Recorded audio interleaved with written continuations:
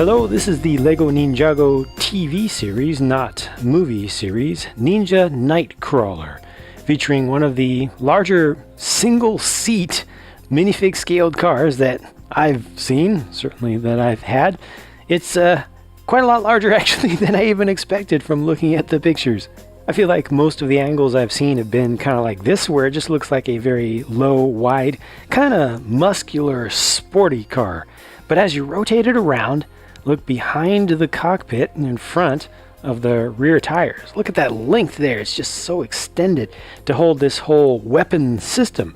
Now, that weapon system is not as simple as just a couple of 6-stud shooters, one on either side. They have an interesting mechanism that they proudly declare as new for 2018. I'll show you how that works in just a second after I finish letting you see how the whole thing appears to be built from the outside. You can change the angles of these up and down. It actually kind of changes the look of the car a little bit more than you would expect for just a couple small pieces. And you can actually bring these all the way down if you want. Almost makes it look like they've tucked in to get more speed, and then you bring them up and they look like they're more for stability. I don't know, maybe that's just my imagination. You do see some off-colored parts through there, but for the most part the color scheme is pretty consistent from the outside.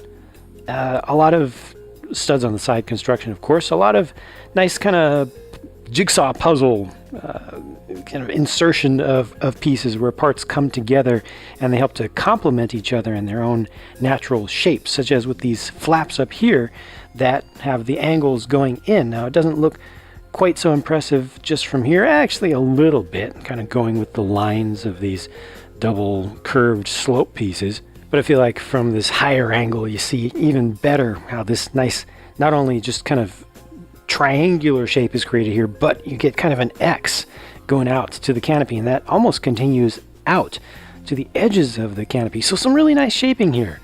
You know, I kind of like some of the stuff that they've put together. I think they could have done without the lime green going down here, though. I feel like that breaks things up just a little bit more than necessary. Just a purely subjective opinion, but overall the build is pretty good. The thing is heavy and sturdy. I mean, they have real rubber tires that are barely semi-pneumatic. You can't really squeeze these very much, but it just feels like it's grabbing the ground. Just lots of great traction this thing gets. So it feels like it would work well if it was a real vehicle. And so, as for these shooters and how that works, you push here. So this is a printed piece there, 2x2 round tile on top, and you push down on that and look what happens. These come up. It brings the blades with it. All that goes together. That's pretty cool. Takes you straight into an attack mode like that. They come up pretty far. It's not just a small amount of movement.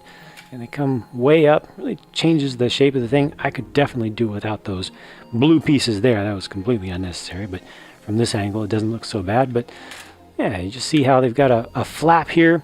We've got part of the gearing mechanism, which actually goes farther down in there.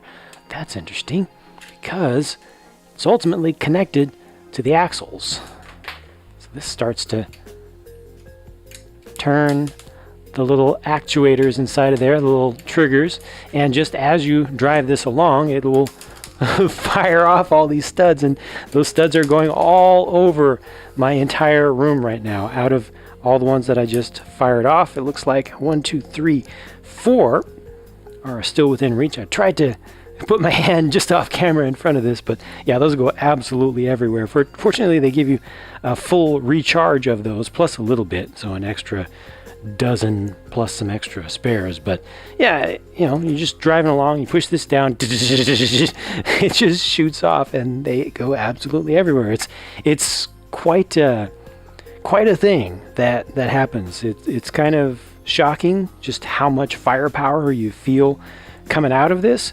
But then, like I said, once you've experienced that, you then have the poor experience of trying to chase these things down all over your room. But for what it is, it's implemented well. I just don't know how many people will really want to use that much. Of course, you can just put it down just for a brief moment, you know, as you're driving and you see that gear there spinning, just touch it and just a couple of those will fire off at a time. So you can regulate it just a little bit.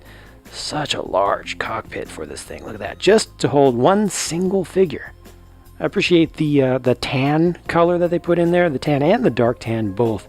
Just helps to make it look a little bit more luxurious, like you could imagine that being padded with, you know, either real leather or, you know, fake leather or vinyl or something. It just seems like the interior of a car, including the tan pieces used here, which are matched well. That's good, you know, rather than doing unnecessary changes of color. And these two clips can be used to hold on to Lloyd's swords on either side. That's good. This just has a couple of gaps underneath, but they're really not that visible, and those leave enough space for the swords to fit in. And there is that one speedometer piece that's used there that's printed. So I think overall this works pretty well. It's sturdy. It's a good build to put together. It's not difficult to put together. A lot of the color-coded stuff is very helpful and very quickly finding pieces. Oh, I only just saw this. I'm sure there are going to be hundreds of comments about the fact that I put that back on backwards, but hopefully folks will see part of the rest of the video as well. Let me go ahead and show you the figures. So we get here the new hybrid versions, kind of movie/TV hybrid versions of Lloyd and Nia. Nia gets the very large spear with a bunch of pieces put together. I do want to focus a little bit more on the figures themselves. It's interesting to me that here Lloyd gets two of the Chinese Dao style swords, which is, I believe, a new concept. You know, twin katanas was a traditional staple of Ninjago, and then for the movie they introduced a single Dao as the kind of signature weapon for Lloyd. Now here they've gone with two, but without the tassels that add on to the ends of them. So that's just something different. We'll see if they continue on with that trend and kind of make that his new thing, kind of switching between single and double Dao like that. The Nia figure looks great to me. Lots of nice printing. I'm going to have to take some stuff off so you can actually appreciate more of that printing, but of course we need to see the faces as well. The base color for all of the body parts except for the head and hands for Nia is that gunmetal gray or dark pearl gray color. Good print on the back there. Nia's faces are very similar though. I mean, one's a little bit more serious, but from a distance they don't look as different as you would expect. But I needed to take that cloth piece off so you could also see the print that's just barely visible on the hip piece there, and really only from an angle like this where the light strikes it just right. You might not even notice it half the time in reality, but there's good print on the legs there, and that goes for both characters. I think there's just less detail for Lloyd. Basically on the lower half, Lloyd gets more detail on his upper half. Representing the Sons of Garmadon, here is Ultraviolet with the Oni mask of hatred on, because it matches her color scheme. Gotta match those colors. I'm actually glad they did that, because I think it works together very well. You can see some very gray skin tone showing through there. Good prints for the body and the hips and the legs there. Need to take some stuff off again to let you see more of the detail. I also like that shoulder armor piece with the pauldrons and a couple of studs on the back. But you can also lift this up. Hey, she doesn't look so evil. Looks almost kind of happy, or at least satisfied with her status in life. I don't know what she thinks about the gray color for her skin, but she seems to be okay overall. No alternate face, but there's a lot of print to be seen on the back of that torso, and some of it, most of the time, is just hidden away by the armor piece. Her weapon is basically a flail there. It has a bunch of crystal-style elements on it. Ultraviolet also gets this motocross-style bike with the purple-colored fairing, and on the box they show her holding on to her signature weapon here while on the bike, but in reality kind of have to just be off to the side. I'm glad that they have those extensions because it does allow you to get this more dynamic pose than you can usually get with Lego bikes. So I think that's actually cool, and you can change the angles of these.